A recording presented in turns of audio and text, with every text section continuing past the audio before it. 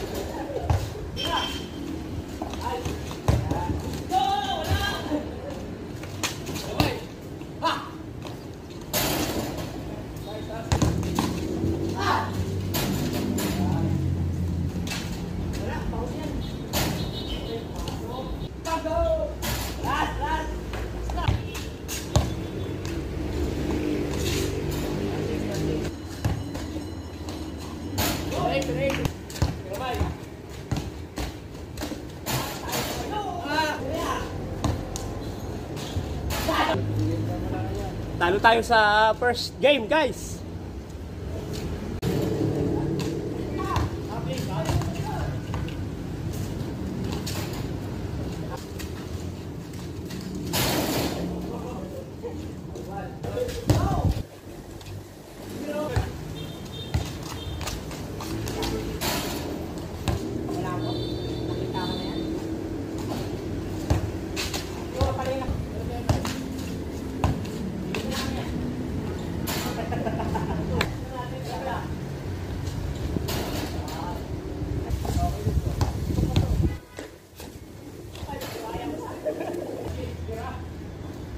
Quick shot. Oh.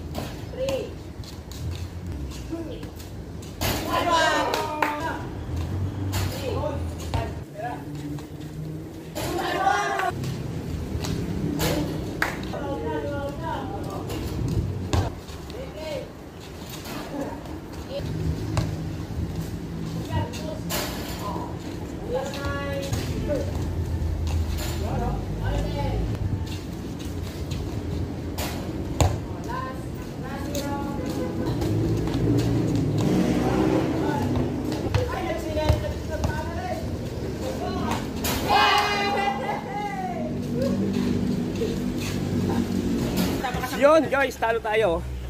Interview muna tayo, interview. Oh, anong masasabi sa ating laro? RJ, anong masasabi mo sa ating pagkatalo? Speechless siya.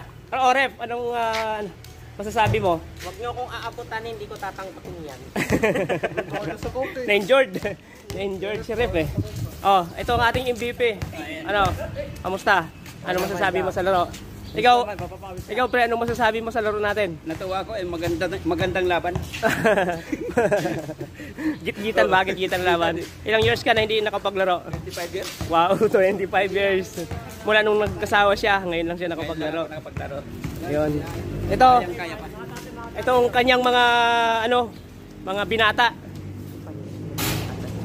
Yun. Ay, anong masasabi mo sa mga tatay na hindi pumunta? Mag-message ka sa kanila. Sa susunod na maganda kung lahat tayo makakapaglaro. Ayun, maganda sa katawan no? Maganda sa katawan. At least kahit siguro yung iba na hindi na kaya tumalon, shooting na lang. Ayun. So bagay marami pa tayong mga tatay na mga bata pa at mas bata pa talaga sa atin. Ito ang panganay. Ano masasabi mo na natalo tayo ni papa mo? Okay lang. Okay lang. Bawi sa sunod. Ito yung kanyang kapatid, si Justin Bieber. Ano masabi mo, Justin? Parehong Mythical 5 yan. Parehong kasama sa Mythical 5 yan. Ito si Rep, na-injury eh. So yung mga katatayan po, punta po kayo kasi yung mga kabataan po dito di marunong maglaro. Ang hina. Nagulat ako, mas bata pa sila pero ang hina. Hindi ko pinaparinggan sarili ko Sarili mo pala yun. Ayun, signing off na tayo. Ayan, sana sa mga susunod na paglalaro natin ay makasama natin yung ibang mga katatayan. So kahit laro-laro lang na hindi serious one, maganda sa katawan. Okay, bye-bye.